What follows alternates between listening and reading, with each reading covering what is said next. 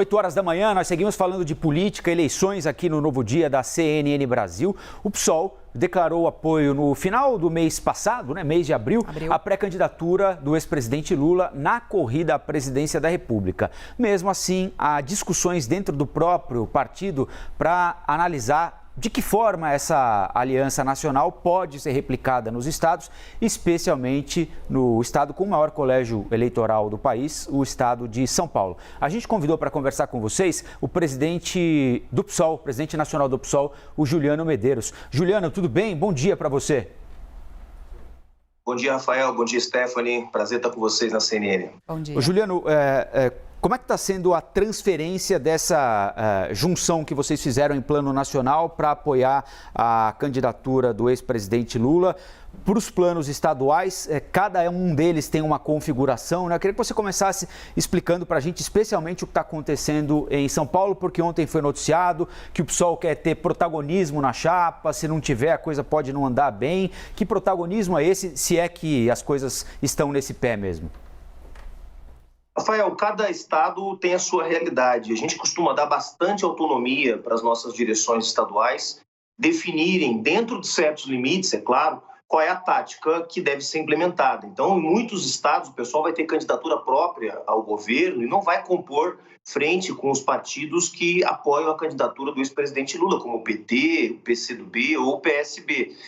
Em outros estados, como é o caso do Rio de Janeiro, por exemplo, há uma tendência de apoio ao Marcelo Freixo, do PSB, para derrotar o Cláudio Castro, que é o candidato do Bolsonaro e é o atual governador. E aqui em São Paulo, o pessoal discute duas possibilidades. Uma possibilidade que me parece, nesse momento, ter o apoio da maioria do partido. Eu mesmo defendo essa tese, Guilherme Boulos, o Ivan Valente e outras lideranças do PSOL, que é de construir aqui também no estado de São Paulo uma frente em torno da candidatura do ex-ministro Fernando Haddad. E a outra possibilidade que está colocada, se isso não se viabilizar, é o PSOL ter uma candidatura ao governo de São Paulo. O PSOL tem excelentes nomes consolidados na política, nomes com tradição, além de novas lideranças que surgiram nos últimos anos com muita força.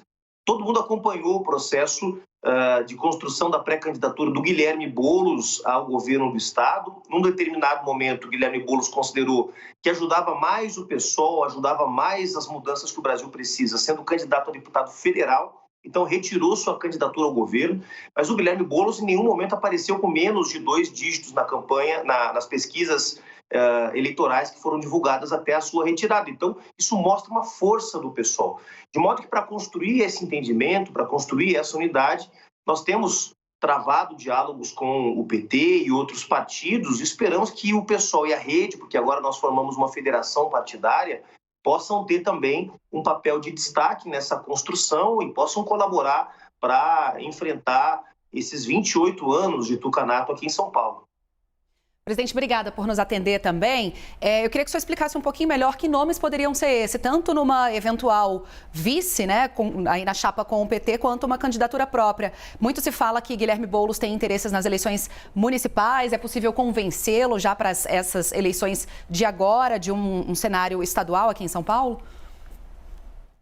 O Guilherme Boulos é nosso candidato a deputado federal, uma das grandes apostas do PSOL para essa eleição. Ele pode colaborar, inclusive, para aumentar a nossa bancada de deputados federais, que hoje, em São Paulo, conta com 3 deputados, a Sâmia Bonfim, a Luísa Erundina e o Ivan Valente. A gente quer ampliar essa bancada, pelo menos dobrando para 6 deputados federais aqui no estado. O Guilherme Boulos vai dar uma contribuição decisiva.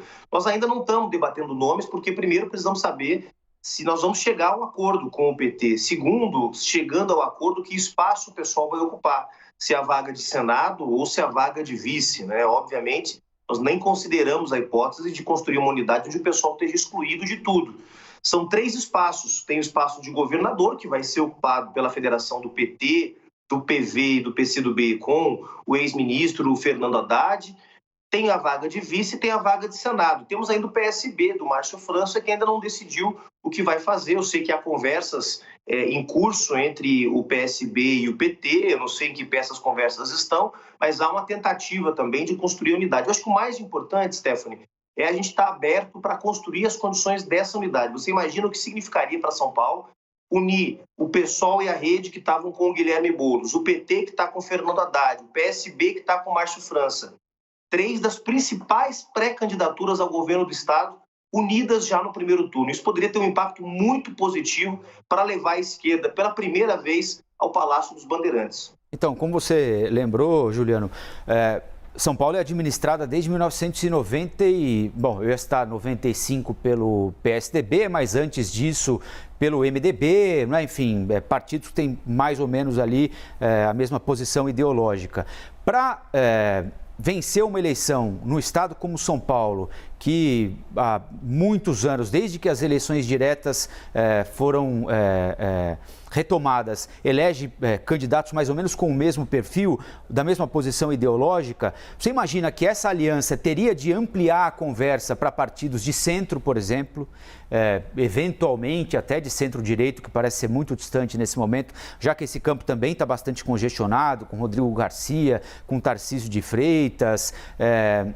Qual a disposição do PSOL em entender que para vencer uma eleição num estado como São Paulo, vai ter de abrir mão de algumas coisas que podem ser dogmas para o partido, mas que sem isso dificilmente vai chegar a uma vitória, conquistando, por exemplo, o eleitor do interior de São Paulo?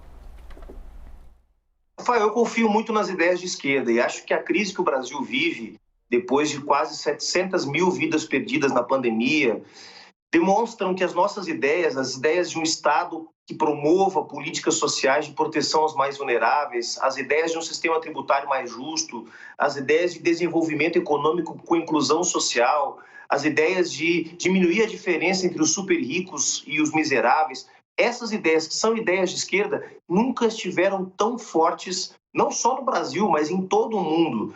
A pandemia do coronavírus revelou que naqueles países onde não havia uma presença forte do Estado, políticas públicas capazes de proteger os mais vulneráveis, morreram mais pessoas. E a forma como os governos de extrema-direita, como o governo do Bolsonaro, enfrentaram a pandemia, tornaram esse drama ainda mais profundo. Então, eu estou muito confiante que esta eleição não é uma eleição como a de 2002, por exemplo, quando Lula foi eleito numa aliança com um grande empresário, que é o José de Alencar, onde ele fez um movimento mais ao centro. Neste momento, o centro no Brasil, o centro político, é um cemitério. Veja o que é a crise no PSDB, veja o que é a crise no MDB, veja o que é a dificuldade do União Brasil de se entender. O centro político no Brasil hoje é formado por ressentidos e bolsonaristas arrependidos. De modo que não há nesses setores o que se buscar para ampliar. O que eu acho que nós temos que fazer é um processo de diálogo franco sobre as nossas ideias com todos os eleitores no interior de São Paulo, para demonstrar que as ideias de esquerda não são ideias que ameaçam as formas de vida, que ameaçam valores, que ameaçam formas de compreender a realidade, mas são projetos para combater a desigualdade econômica e social. Tenho certeza que o Estado de São Paulo está preparado para encarar essas ideias com generosidade e compreendê-las como o melhor para si nesse momento. Juliano Medeiros, presidente nacional do PSOL, está aqui com a gente. E a Basília Rodrigues, nossa analista, direto lá de Brasília, tem uma pergunta também para fazer para o senhor. Bom dia, Basília. Oi, tudo bem, Stephanie? Bom dia para você, novamente o Colombo. Juliano Medeiros, muito bom dia, obrigada pela entrevista.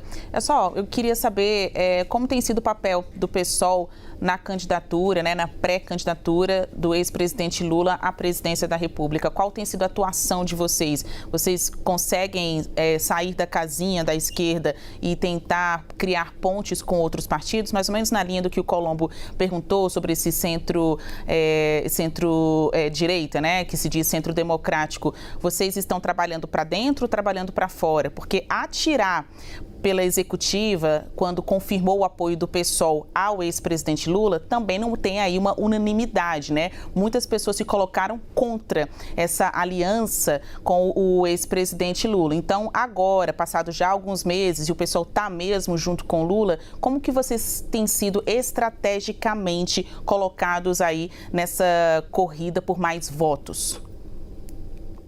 Basília, bom dia, antes de mais nada. O PSOL compreende o seu papel como o papel de um partido que vai promover uma agenda de esquerda dentro da campanha do Lula. Eu não tenho expectativa de que o Lula vai incorporar 100% daquelas propostas do PSOL. O PSOL tem propostas que a gente sabe, são propostas que empurram a campanha do Lula, digamos assim, mais à esquerda. E, claro, que dentro de uma composição, dentro de uma aliança que envolve outros partidos, como o PSB, o PV, o Solidariedade, estão no espectro mais de centro, centro-esquerda, é preciso construir uma aliança que, obviamente, seja uma média das posições dentro dessa composição. Mas o PSOL, como eu disse, é um partido que confia nas ideias de esquerda. Eu não acho, Basília, que para vencer as eleições esse ano, o Lula tenha que dialogar com o centro político, a centro-direita. O centro político foi um grande fracasso nas eleições de 2018. O centro político não tem votos, o centro político não tem representatividade na sociedade brasileira.